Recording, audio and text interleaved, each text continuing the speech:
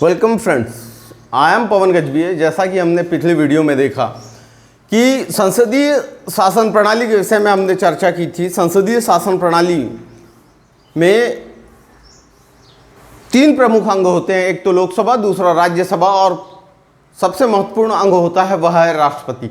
हम राष्ट्रपति के विषय में चर्चा कर रहे थे। पिछले वीडियो में हमने देखा कि राष्ट्रपति के निर्वाचन और राष्ट्रपति पद के बारे में उल्लेख कहाँ किया गया है। तो मैं एक बार आपको फिर से रिकॉल कराना चाहता हूं कि संविधान के अनुच्छेद 52 में राष्ट्रपति पद का उल्लेख किया गया है एवं राष्ट्रपति के निर्वाचन के विषय में संविधान के अनुच्छेद 54 में उल्लेख किया गया है। और आगे भी अनुच्छेद हैं जो इम्पोर्टेंट है, कि जैसे संविधान का अनुच्छेद 58 जिसमें राष्ट्रपति की योग्यता के विषय में उल्लेख किया गया है। संविधान के अनुच्छेद 61 में महाभियोग की, हमने महाभियोग की प्रक्रिया के विषय में काफ़ी विस्तृत रूप से चर्चा की थी। आगे देखते हैं कि राष्ट्रपति को कौन कौन सी शक्तियां प्राप्त है और वर्तमान तक भारत देश में कितने राष्ट्रपति हुए। इस राष्ट्रपतियों के क्रम को याद रखने के लिए एक छोटी सी ट्रिक मैं आपको बताऊंगा, जिसके माध्यम से आप एग्जाम में उसे बहुत जल्दी याद कर सकते हैं और जिससे संबंधित कोई भी क्वेश्चन आपका गलत नहीं होगा। तो आइए देखते हैं राष्ट्रपति को क्रमवार याद रखने का तरीका, कि किस प्रकार से हम राष्ट्रपति के क्रम को याद रख सकते हैं। आइए देखते हैं। राजू की राधा जाकर गिरी फखरुद्दीन रेड्डी की जेल में, तब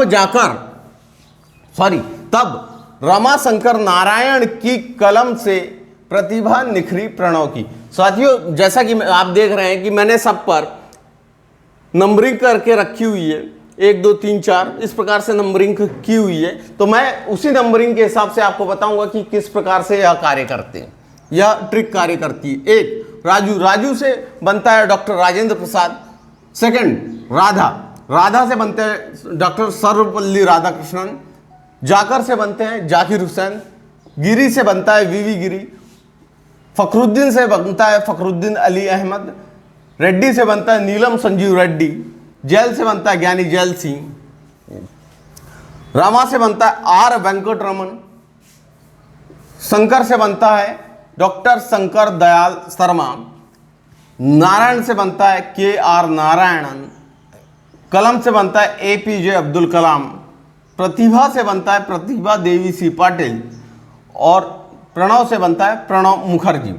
अभी वर्तमान में जो भारत के 14वें राष्ट्रपति हैं मिस्टर रामनाथ कोविंद हैं। राष्ट्रपति के विषय में मैं आपको कुछ बातें बताना चाहूँगा जो एग्जाम पॉइंट ऑफ व्यू से इंपॉर्टेंट है, कि जैसे डॉक्टर राजेंद्र प्रसाद श्रीवास्तव जो भारत के प्रथम राष्ट्रपति हुए, इन्होंने अपने 2 कार्यकालों को पूर्ण किया है। डॉक्टर राधाकृष्णन ऐसे राष्ट्रपति हुए जिन्होंने 2 बार उपराष्ट्रपति के पद का निर्वहन किया है। डॉक्टर वीवी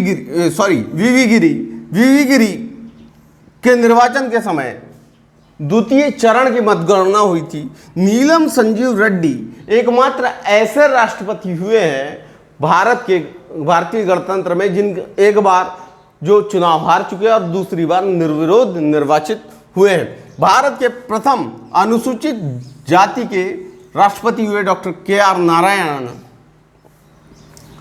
मध्य प्रदेश के संदर्भ में देखें तो मध्य प्रदेश के भोपाल से डॉक्टर शंकर दयाल शर्मा थे।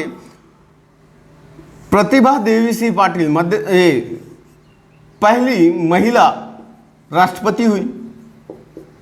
वर्तमान में 14वें क्रम के जो राष्ट्रपति हुए वह रामनाथ कोविंद हुए। आगे भी हम देखते हैं कि किस प्रकार से इनकी शक्तियों का विस्तार किया गया और कौन कौन सी शक्तियां हैं। लगभग 9 प्रकार की शक्तियां हैं जिनके विषय में हम जानने का प्रयास करेंगे। हमने जैसे अभी देखा कि राष्ट्रपति के क्रम को किस प्रकार से याद रखा जा सकता है। अभी हम देखेंगे कि राष्ट्रपति की शक्तियां कौन कौन सी होती है। लगभग 9 प्रकार की शक्तियों का वर्णन किया गया है इसमें, कि कौन कौन सी शक्तियां होती है। आइए देखते हैं कौन कौन सी वह शक्तियां है। नियुक्ति संबंधी शक्ति, राष्ट्रपति प्रधानमंत्री के सलाह पर उसके मंत्रिपरिषद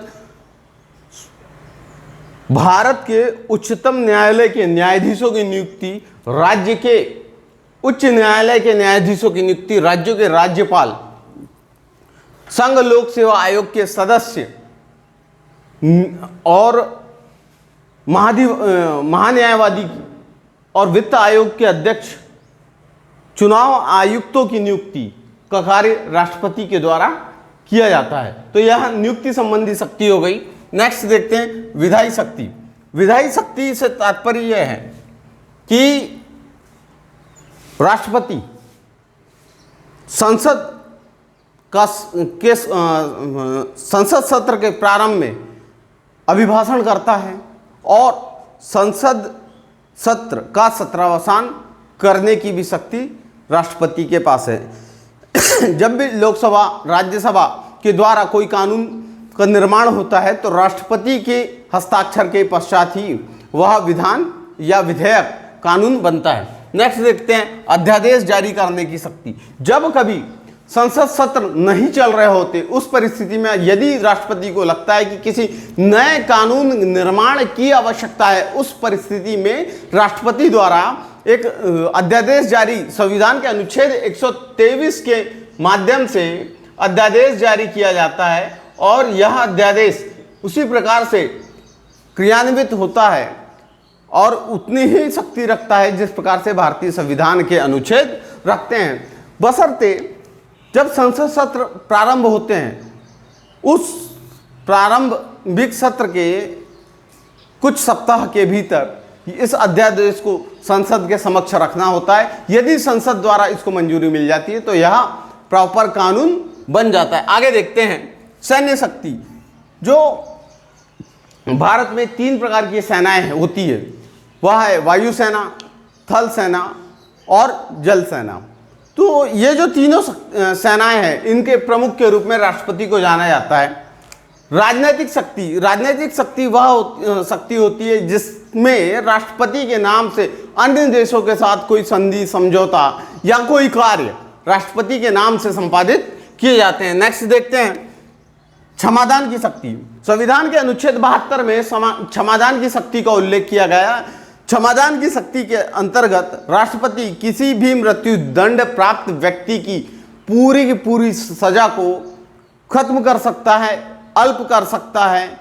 और इसमें एक विशेष बात का ध्यान रखना आवश्यक है कि एक बार यदि किसी मृत्युदंड प्राप्त व्यक्ति ने क्षमादान के लिए एप्लीकेशन दिया या आवेदन दिया और उसका आवेदन निरस्त कर दिया गया तो वह दोबारा क्षमादान के लिए आवेदन नहीं कर सकता। आगे देखते हैं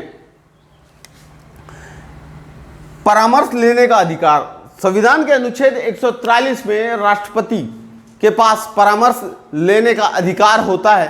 वह उच्चतम न्यायालय से कोई भी विधि संबंधी प्रश्न पर मशवरा ले सकता है, किंतु उस मशवरे को या सलाह को मानने के लिए राष्ट्रपति किसी भी प्रकार से बाध्य नहीं होता। वह स्वविवेक का प्रयोग कर किसी भी विधि में अपना वक्तव्य दे सकता है।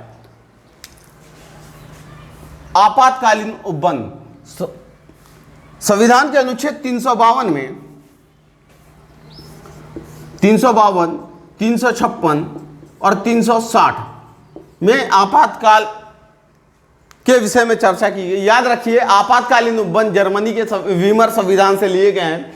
अनुच्छेद 352 में यह बताया गया है कि जब कभी कोई बाह्य देश का आक्रमण करता है तब भारत पर राष्ट्रपति शासन लागू होता है। बाह्य देश आक्रमण करता है इन द सेंस, देखिए 1962 में पहली बार इंडो चाइना वार हुआ था। जब इंडो चाइना वार हुआ था तब भारत पे पहली बार राष्ट्रपति शासन लागू हुआ था। वर्तमान में 3 बार मध्य प्रदेश में राष्ट्रपति शासन लग चुका है, इस बात का ध्यान रखिएगा। 356 के प्रावधानों के अनुरूप जब राज्य में संवैधानिक तंत्र की विफलता होती है और राज्य संविधान के अनुरूप शासन करने में सक्षम नहीं होता, तब मुख्यमंत्री राज्यपाल को और राज्यपाल राष्ट्रपति को राज्य में राष्ट्रपति शासन लागू करने के लिए कहते हैं। 360 यह वित्तीय आपात के विषय में चर्चा करता है। देखिए वित्तीय आपात वह आपात होता है जब भारत में किसी भी प्रकार की राशि भारतीय राजकोष में शेष नहीं रह जाती, तब भारत सरकार द्वारा श्वेत पत्र जारी किया जाता है और वित्तीय आपात की घोषणा की जाती है। लेकिन भारत का सौभाग्य है कि भारत में आज तक वित्तीय आपातकाल की घोषणा नहीं हुई है। नेक्स्ट शक्ति है वह है वीटो। देखिए मैंने 9 बोला था, ये 10वीं शक्ति है veto. Veto power, veto power यानी यह निषेधाधिकार शक्ति होती है। संविधान के अनुच्छेद 111 में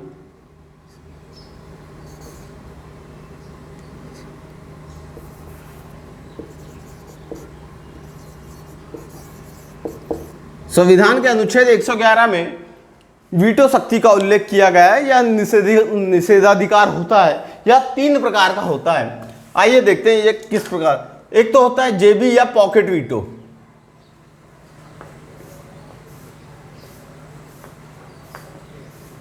दूसरा आत्यंतिक, और तीसरा निलंबनकारी।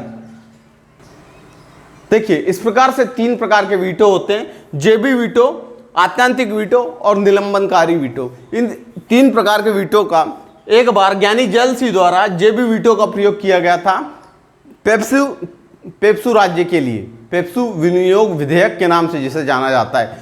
आगे हम चर्चा करेंगे संसद के 2 सदनों के विषय में, जो होगी लोकसभा और राज्यसभा। इसी प्रकार से एमपीपीएससी की निःशुल्क तैयारी के लिए जुड़े रहिए हमारे चैनल से। धन्यवाद।